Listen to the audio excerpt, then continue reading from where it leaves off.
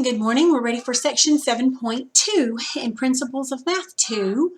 So yesterday we learned about the convention of omitting those multiplication signs when you can. So now we're going to go back and we're going to get to the actual lesson for this chapter. And that is to be multiplying with variables. All right, so let's say we're starting a knitting business. Okay, so we buy 2 skeins. Is it skeins or skeins? What is that? Skeins? Skeins? I don't know what that is. Of yarn. I know what it is, but I don't know how to say it. The first time that we go to the store. And then we go back for another 5, whatever that is. If we spent $56 altogether, and we know that each skein or skein costs the same amount, then how much did it cost per item?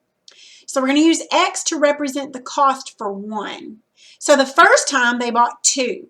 Okay, so 2 times, and we don't know the number. Then the second time, they bought 5. Again, we don't know the number, but we know they spent $56 total. Okay, so we can write our equation like this. 2x plus 5x equals $56. Now, notice that we omitted those multiplication signs, which could have been written this way, or you could have used, parentheses or anything such as that. But we've omitted all that because we've got variables and numbers, so we can just put it together like this.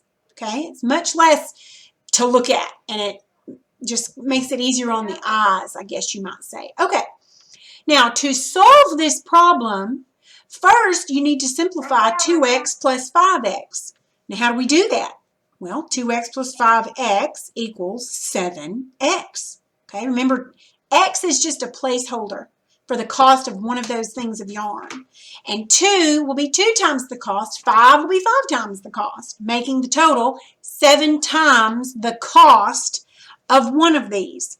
So 2x and 5x gives us 7x. Well, we've simplified this side. Okay, so we have 7x equals $56. Now you can solve to find the cost of one of those items of yarn, the same way we've been doing it. So we have 7x equals $56. Okay, we want x by itself, remember, because that's the variable.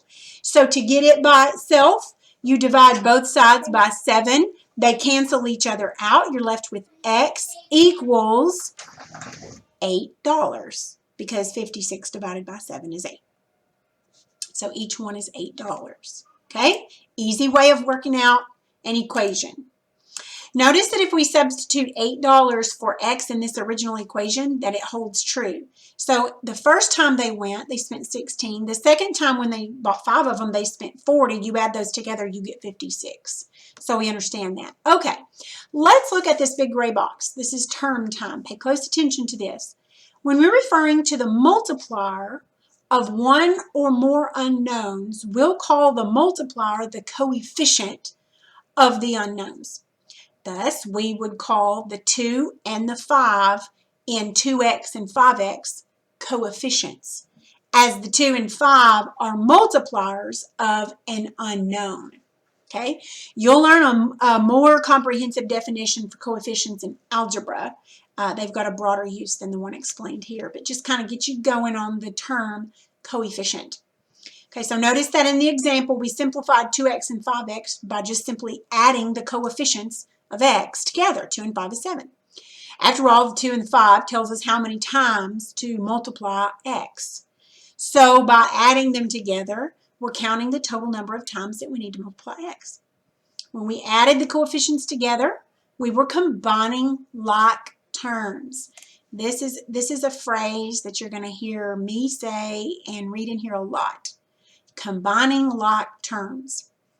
That is an extremely important simplification technique, so it warrants further explanation. As you've probably noticed, words can have different meanings in math than they do in everyday English. Terms is one of those words that can be used in different ways. In normal speech, we use the word term to refer to a word or phrase used to describe a thing or to express a concept. In a mathematical sense, though, we'll use the word term to describe an expression, a quantity, the parts of which are not separated by plus and minus signs. So each circle below represents a single term, 2x, 5x, and 56. Those are each terms. Look at the gray box. The idea behind the term term is that it represents a complete quantity that we can then add or subtract to other quantities. We could look at the entire fraction below as a single term. The complete fraction is representing a single quantity that we could then add or subtract to other quantities, or at the individual quantities that are not separated by plus or minus signs as terms. So you could do the whole thing, this one and this one, or you could do each individual section. Let's look at this page. Now 2x and 5x are what we call like terms or similar terms. Like or similar terms are both multiplications of the same unknown. Since both 2x and 5x are multiplications by the same unknown, we could combine them by adding those coefficients together, thus giving us 7x. Now, on the other hand, say we bought 2 items of yarn at one price and then 5 items at another store for a different price, spending a total of 56 altogether.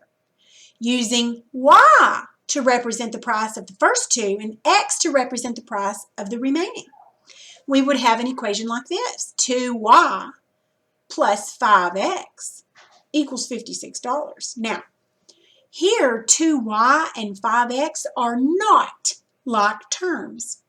The y and the x represent different costs. They're different placeholders. Thus, we couldn't add the coefficients for 2y plus 5x, since the unknowns y and x are different, meaning their values would most likely be different. You can't say that this would equal 7y, or you couldn't say that it would equal 7x. Those would be unequal. You can only combine like terms, that is, terms that have the same unknown. We combine like terms by adding their coefficients. So after all, the coefficients tell us how many times to multiply that unknown. So adding the coefficients merely adds up the total number of times the unknown needs to be multiplied. All right, so then let's get our worksheet out, worksheet 7.2. Now this is going to be a pretty easy worksheet, I think. It should be, front and back. So on the first section here, you're just going to be answering the questions. You may have to go back and look, okay? You shouldn't have to, but you may, okay? On number 2, we're going to be combining like terms. These are like terms. That means you can go ahead and add those coefficients. So 8x plus 5x would equal 13x, okay? Here, you cannot do it. It doesn't equal anything because they're not like terms. So you will not have an answer here. It's unanswerable. You can't do it. Okay. Now here it says combining like terms to find unknowns. So they give you an equation and then they're going to give you an example meaning that could go with this equation. And then you'll solve it for x. And this one here too. Okay. And here it wants you to check it by going back and whatever answer you get here, whatever x equals, put it back in the equation and make sure that it goes together and makes sense. Okay, on the next page, you're going to be combining like terms in word problems. Okay, and number 5, you can use your calculator. So you'll have to, each one of these is built off the other, so you'll have to make sure that you get each one correct. So anyway, I want you to go ahead and work on those pages. I'm not going to help you on them. Feel like you'll do okay. But again, if you need help, let me know and I'll be helping you to work your way through those. If you need any help before you ask, go back and look in your book there on page 137. Gives a, not 137, yeah, 137 and 139 gives a very good explanation of combining those like terms. If you're having trouble or you really don't understand, send me a message, okay? All right, that'll be all for today. Yes!